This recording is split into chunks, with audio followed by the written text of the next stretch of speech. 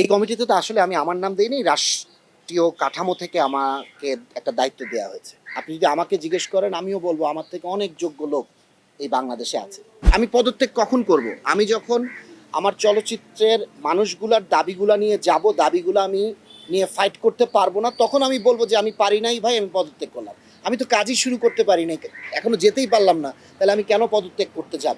But হ্যাঁ, আমাকে যদি জিজ্ঞেস করেন অবশ্যই আমি চাইবো আমার এফডিসি থেকে, আমাদের থেকেও আরও ইন্টেলেকচুয়াল বা অভিজ্ঞ বা যারা আসলে আরও ভালো এটাতে কার্যকরী পদক্ষেপ রাখতে পারবে সেরকম থাকতে চাইলে কেন না? আমি চাই না দেখতে যে বিগত সরকারের, ফ্যাসিবাদী সরকারের কোনো সমর্থক এইসব কমিটিতে আসুক, বিকজ এটা আমার মনে হয় না বাংলাদেশের মানুষ মেনে নেবে। ব্যাখ্যাটা হচ্ছে, দেখেন, এই কমিটিতে তো আসলে আমার নাম আমি দেই নাই।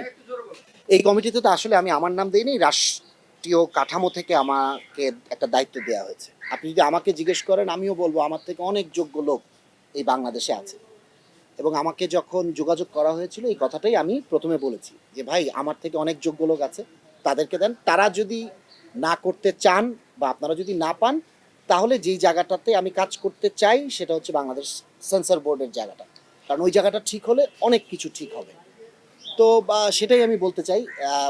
বাংলাদেশে আমার থেকে অনেক যোগ্য লোক আছে, তারা যদি এই জায়গাটা কেউ কাজ করতে চান, রাষ্ট্র যদি হয়, আমি এখনই বলবো প্লিজ করেন। কারণ ভাই এটা একটা ভলেন্টারি জায়গা, তাই না? এমন তো না যে এটা এখানে এসে আমার অনেক ক্ষমতা হয়ে যাবে, অনেক সম্পদ হয়ে যাবে।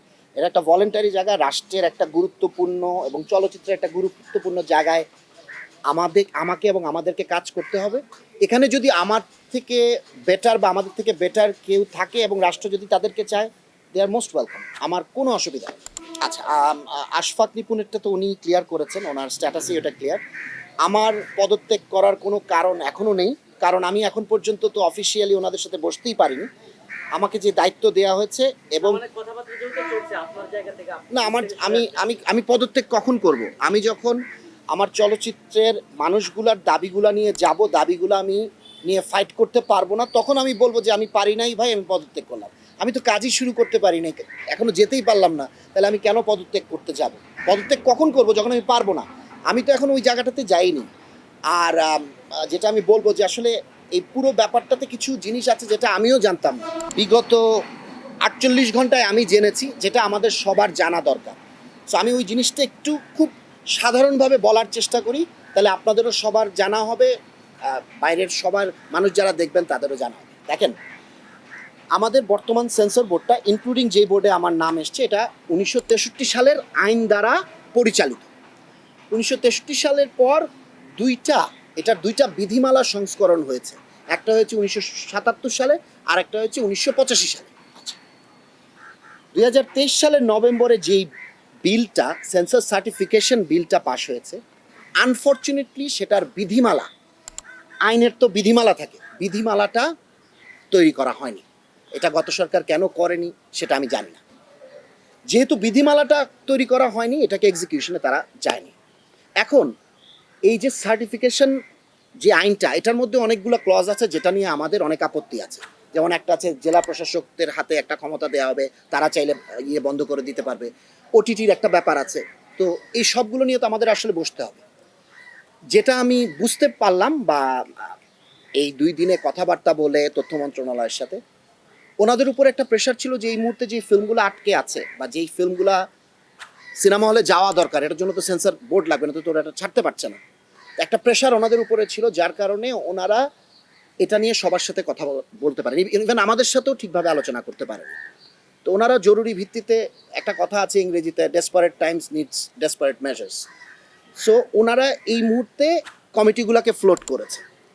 বাট ওনাদের ইন্টেনশনও এটাই যে ওনারা চায় যে যত তাড়াতাড়ি সম্ভব সেন্সর বোর্ড থেকে সেন্সর সার্টিফিকেশনে চলে যাওয়া। বাট ওইটা করতে হলে বিধিমালাটা করতে হবে, বিধিমালাটা করার সময়টা কিন্তু নাই। সো ওনারা কমিটিটা করেছে, কমিটির মানে ইমিডিয়েট কাজই আমাদের হচ্ছে যে আমরা কিভাবে এই বিধিমালাটাকে, এগুলাকে নিয়ে আলোচনা করতে পারি। এবং এটা আলোচনা করতে হলে তো সবার সাথে আলোচনা করতে হবে, যারা চলচ্চিত্রকর্মী, যারা ফিল্ম মেকার, যারা আর্টিস্ট, আপনারা যারা আছেন, করে যত তাড়াতাড়ি সম্ভব এটাকে সার্টিফিকেশন বোর্ডের দিকে নিয়ে যাও। না, সাংঘর্ষিক না, আমার এখানে যদি সুযোগ থাকে অবশ্যই করা দরকার। বাট একটা কমিটি হয়েছে, এটাকে পুনর্গঠন করা এই মুহূর্তে কতটুক সম্ভব কি সম্ভব না সেটা আসলে তথ্য মন্ত্রণালয় বলতে পারবে, আমি বলতে পারবো না। বাট হ্যাঁ, আমাকে যদি জিজ্ঞেস করেন অবশ্যই আমি চাইবো আমার এফডিসি থেকে আমাদের থেকেও আরও ইন্টেলেকচুয়াল বা অভিজ্ঞ বা যারা আসলে আরও ভালো এটাতে কার্যকরী পদক্ষেপ রাখতে পারবে সেরকম থাকতে চাইলে কেন না।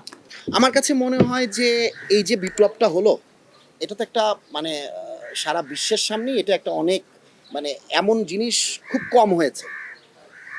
তো এখানে যারা এই বিপ্লবের সাথে জড়িত ছিল বা যারা বিগত ফ্যাসিবাদী সরকারের বিপক্ষে দাঁড়িয়েছে সকল বাধা সকল রিস্ককে মেনে তাদেরকে যদি প্রাধান্য দেয়া হয় এটাকে আমি অসমর্থন করি না, এটাকে আমি সমর্থন করি। আমি চাই না দেখতে যে বিগত সরকারের ফ্যাসিবাদী সরকারের কোনো সমর্থক এইসব কমিটিতে আসুক, বিকজ এটা আমার মনে হয় না বাংলাদেশের মানুষ মেনে নেবে।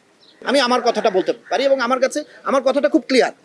গত সরকারের আমলে যারা দালালি করেছে, গত সরকারের আমলে যারা গত সরকারকে এরকম একটা রক্তক্ষয়ী বিপ্লবের সময় সাপোর্ট করে গেছে তাদেরকে আমরা কোনো কমিটিতে দেখতে চাই না, বিকজ এটা জনগণ মেনে নেবে না, নতুন বাংলাদেশ মেনে নেবে না।